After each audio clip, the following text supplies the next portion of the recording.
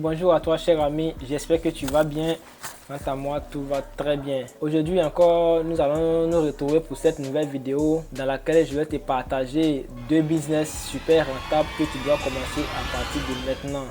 Je te rappelle au passage que sur ma chaîne, je te parle de business, je te parle de développement personnel, je te parle d'entrepreneuriat et je te parle de tout ce qui peut permettre à un jeune de pouvoir atteindre son plein potentiel et réaliser ses rêves et atteindre ses objectifs. Si les thèmes que j'ai abordés t'intéressent, n'oublie pas de t'abonner à ma chaîne pour ne rien manquer des prochaines publications. Avant de te présenter les business d'aujourd'hui, sache que j'avais déjà publié auparavant des vidéos qui te parlaient de certains projets très rentables que tu peux lancer également. Tu comprends? Je vais mettre les liens ici pour que tu puisses aller les visualiser au cas où tu n'as pas encore regardé. Mais je vais souligner un point super important.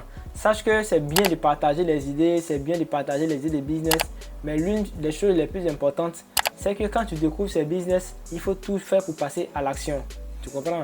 Tu peux avoir plusieurs idées, mais ce qui va permettre de valoriser ces idées-là, c'est l'action que tu vas passer derrière ces idées. Tu comprends? Si tu as les meilleures idées au monde et que tu ne passes pas à l'action, eh bien c'est comme si tu n'as rien fait. C'est comme si c'est zéro.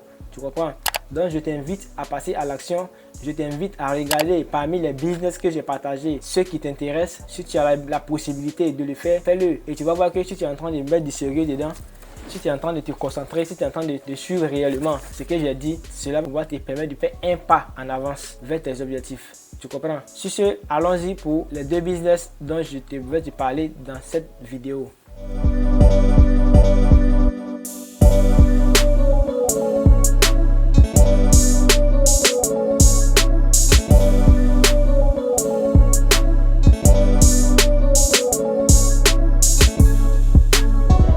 Le premier business dont je vais te parler dans cette vidéo va concerner la vente de nourriture. Que tu sois un homme, que tu sois une femme, sache que c'est un projet que tu peux lancer. Cependant, la première question que tu vas te poser certainement sera: à qui dois-je vendre ma nourriture? Pour répondre à cette question, tu dois d'abord faire une étude de marché. Faire une étude de marché, ça veut dire que tu dois faire une prospection. Tu dois partir dans la localité dans laquelle tu vis et déterminer ta cible, déterminer les personnes à qui tu peux vendre ta nourriture. Parce qu'effectivement, quand tu vas cuisiner, ce sont les gens qui vont manger. Tu comprends? Donc, tu regardes autour de toi. Quel est le besoin? Quelles sont les personnes qui ont plus besoin de ton service? La nourriture que tu vas préparer là, quelles sont les personnes qui en auront plus besoin? Ça va, et c'est en fonction de ça que tu vas pouvoir déterminer ta cible. Mais pour t'aider dans la tâche, je vais te donner quelques directives, je vais te donner quelques idées de cibles vers qui tu peux t'orienter pour pouvoir vendre ta nourriture quand tu vas préparer. Sache d'abord que tu peux proposer ton service dans plusieurs endroits. Et le premier endroit que je te conseille, c'est de cibler les entreprises privées. Chaque entreprise dans ta zone a des employés, a des salariés, a des personnes qu'elle emploie. Et ces personnes montent très tôt le matin et généralement prennent leur pause entre midi et 2. Tu comprends? Et je pense que c'est là que toi, tu peux leur offrir ton service. Parce que tout le monde n'a pas envie forcément de descendre, à aller chercher de la nourriture à sa pause. Et c'est là que toi, tu dois mettre ton service en jeu et aller vers ces personnes pour leur proposer ton service. Une personne qui sait qu'elle peut avoir de la nourriture prête à être mangée ne va plus se préoccuper de cela. Et lorsqu'il sera l'heure de manger, la personne ne fera que t'appeler pour te dire tiens. Mais je pense qu'avant tout, ce sont les programmations que tu peux faire avec ces différentes personnes et c'est parti. Tu pourras leur livrer ta nourriture tranquillement. Ça, c'est la première cible que je te propose. Ta deuxième cible sera les services publics. En effet, la plupart des salariés aiment profiter au maximum de leur pause, de leur temps de récréation. Tu comprends? Ils n'aiment pas forcément se déplacer pendant cette période-là. Ils préfèrent se reposer. Tu comprends? Et comme je l'ai dit pour ta première cible, le fait de partir vers ces personnes, leur proposer ton service va leur permettre de pouvoir, étant soit peu, atteindre leurs objectifs. Puisqu'à la base, ils ne veulent pas se déplacer, aller à gauche, à droite, chercher de la nourriture. Est-ce que j'aurai de la bonne nourriture à manger? Voilà. Tout ça, ce sont les questions, sur les préoccupations des gens. Tu comprends? Mais toi, en tant qu'une personne qui sait cuisiner, quand tu vas vers ces personnes, c'est comme tu résous un problème en fait. Tu résous un problème pour ces personnes-là. Et ça va te permettre de pouvoir avoir vraiment des clients. Tu comprends? Donc, la deuxième cible potentielle, c'est de viser les services publics. Ok? Les personnes qui travaillent pour l'État, les fonctionnaires d'État, je vais dire, une fois que tu as pu les cibler, ça va te constituer un grand marché. Tu comprends? La troisième cible que je te propose sont les écoles. Et oui, les étudiants, les élèves peuvent acheter ta nourriture. Donc, il ne faut pas les sous-estimer, il ne faut pas les négliger. Il faut les cibler également. Et à travers ces trois cibles potentielles que je t'ai proposées, tu pourras te constituer un carnet d'adresses pas possible. C'est un travail, c'est un projet. Dans les débuts, il va te falloir faire beaucoup de gymnasme. Aller à gauche, aller à droite, faire des préparations. Voilà. Mais je vais dire, une fois que tu as lancé le projet, tu vas voir que ça va prendre. Mais ce que tu dois faire derrière, c'est de leur fournir un service de qualité, de bien cuisiner, de bien préparer. Une fois que les clients sont satisfaits, je pense que tu n'auras pas à faire trop d'efforts à l'avenir. Et comme c'est un business, comme c'est un projet que tu ne peux pas faire seul, il va te falloir constituer une équipe puisque c'est les personnes que tu vas contacter. Une fois que tu les as contactés, il va falloir avoir un service de communication qui va pouvoir les contacter, tes premiers clients, prendre leurs références. Et pour cela, je te conseille d'acheter un cahier ou bien un bloc-notes dans lequel tu vas recenser tous tes clients avec leurs contacts à l'appui. Parce qu'effectivement, on ne va pas toujours manger la même chose. Il peut arriver que les clients veulent que tu varies un peu ce que tu vas leur proposer. Si aujourd'hui tu as fait peut-être du riz avec sauce aubergine, demain ils peuvent te demander d'autres choses, tu comprends?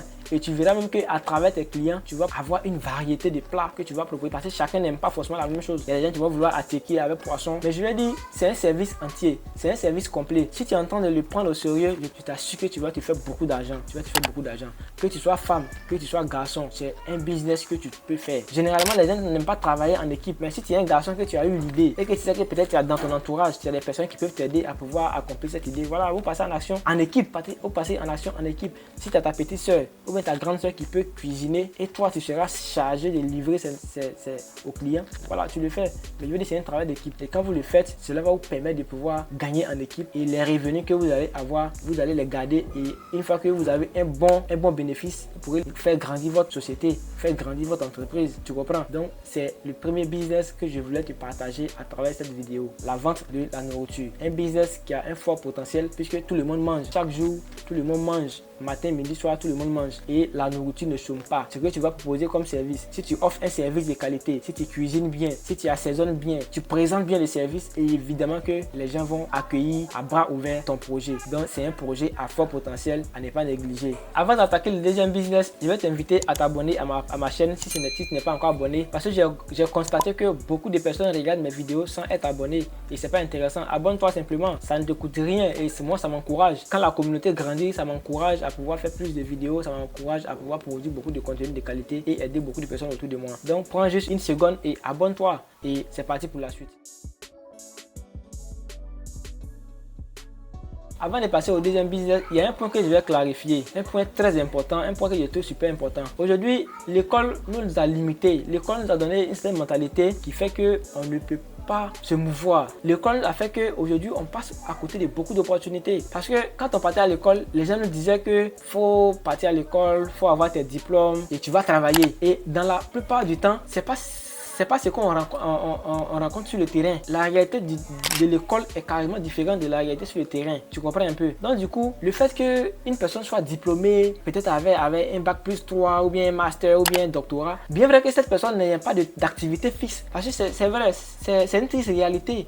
Mais quand on finit à l'école, pour la plupart du temps, 80% des personnes qui finissent à l'école n'ont pas de travail. Ils ne travaillent pas. Ce sont les chômeurs, disons ainsi. Et le fait que ce dernier ait un niveau d'études, le fait que ce dernier soit intellectuel, il se voit mal en train de faire certaines activités, certains business, parce qu'il se dit que non, c'est pas mon genre. Mon frère, c'est l'argent que tu cherches ou bien c'est le genre que tu cherches? Non, c'est de l'argent qu'on cherche. Donc même peu importe ton niveau d'études, si tu as une opportunité, un petit business qui peut te permettre de pouvoir aller de l'avant, tu fais. Tu comprends, non? Donc tous les petits business que je présente sur ma chaîne, ce sont les business qui peuvent aider tout le monde. Que tu sois salarié, que tu sois au chômage, que tu sois une personne qui n'a jamais commencé d'activité, c'est les choses qu'on peut commencer et s'en sortir progressivement. Moi j'aime ces idées parce que ce sont les idées entreprenantes. Quand tu commences, c'est comme si tu es devenu un entrepreneur. Et au fur et à mesure que tu vas les prendre au sérieux, cela va te sourire à tout prix. Tu comprends? Donc voici un peu le point que je voulais souligner. Peu importe ton niveau d'études, il ne faut pas se laisser distraire par cette mentalité du fait que comme il a fait telle formation, c'est forcément ce que je dois faire comme activité. Non, ça peut te bloquer dans beaucoup de choses. Ça peut te maintenir derrière dans beaucoup de choses. Alors pour ne pas que la vidéo soit longue, je pense que nous allons l'arrêter là. On va arrêter là. Nous allons voir le deuxième business dans une prochaine vidéo. J'espère que les points que j'ai abordés dans cette vidéo t'ont apporté un plus. Si c'est le cas, tant mieux. Reste donc connecté et on va se dire à très bientôt pour la prochaine vidéo. Peace out.